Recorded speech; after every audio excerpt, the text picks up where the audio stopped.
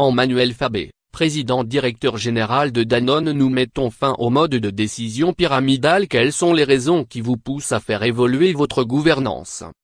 Il faut repartir de la vision que nous avons du métier de l'alimentaire.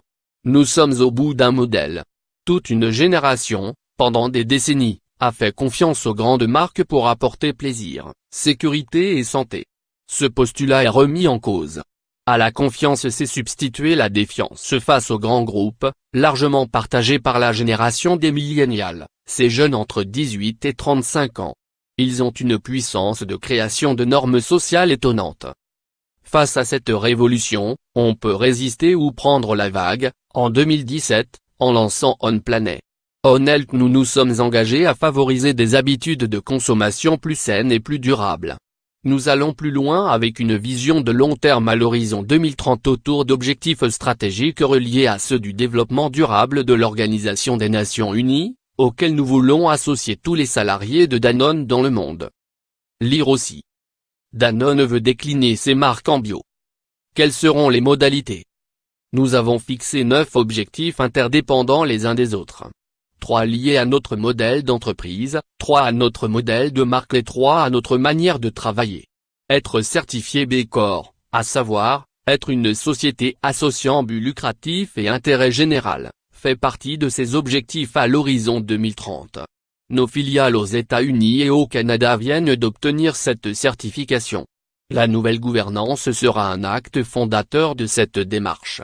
Le programme Une personne, une voix, une action va donner le pouvoir à nos équipes d'aller chercher l'avenir, d'en détenir les clés avec nous.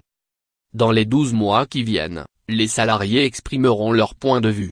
L'innovation est d'accepter de construire l'agenda 2020-2030, de poser les curseurs, à partir de la voix de chacun. Nous organisons nos propres états généraux de l'alimentation, dont les conclusions seront présentées lors de l'Assemblée Générale 2019. Avant l'AG, chaque salarié recevra une action de Danone, qui lui donnera droit à toucher un dividende que nous multiplierons.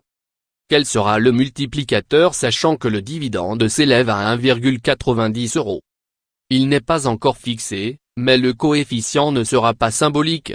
Mais, au-delà, en rendant tous les salariés coactionnaires de l'entreprise, nous mettons fin au mode de décision pyramidal, où les choix venus d'en haut ne correspondaient pas forcément à la situation ou aux besoins locaux.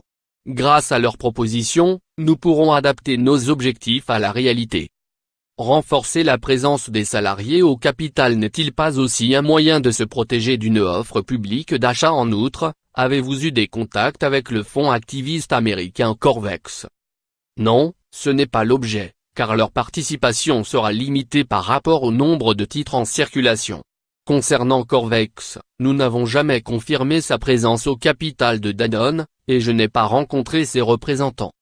Lire aussi. Emmanuel Fabé, premier de cordée chez Danone. Ne craignez-vous pas une réaction négative de la bourse, où les investisseurs préfèrent le court terme et la rentabilité au progrès social? Ils ne vont pas être surpris. Voilà 5 ans que nous leur parlons de la révolution de l'alimentation.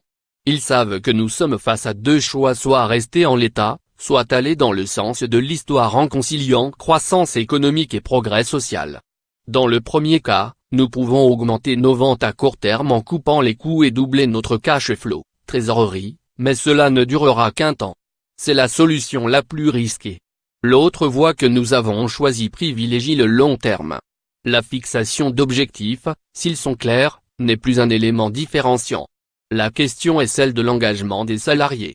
Or, quand vous expliquez aux salariés qu'ils vont bénéficier d'un dividende multiplié, cela ne peut que renforcer leur engagement. Avez-vous déjà eu des signes concrets de leur soutien à votre politique? Depuis 1 an, avec nos acquisitions américaines, Walmart, le plus grand groupe de distribution au monde, est devenu le premier client de Danone aux États-Unis. Or son patron a souligné devant nos investisseurs l'importance dans ses choix d'avoir des produits B Corp. Voici 2 mois, nous avons emprunté 2 milliards d'euros auprès d'un syndicat de 12 grandes banques internationales. Le taux d'intérêt est dégressif, il se réduira au fur et à mesure que nos filiales obtiendront cette certification. C'est une première. Enfin, en mars, nous avons lancé notre première social bond. Cette émission obligataire de 300 millions d'euros destinée à des projets à impact social positif, malgré un taux faible de 1%, a été souscrite rapidement. Il faut donc arrêter de dire que la finance est menée par les mathématiques. Quand les projets ont du sens, les gens sont prêts à s'engager. Lire aussi. La saga Ribot s'achève chez Danone. Estimez-vous que le projet de loi Plan d'action pour la croissance et la transformation des entreprises PACTE va permettre d'intégrer cette évolution?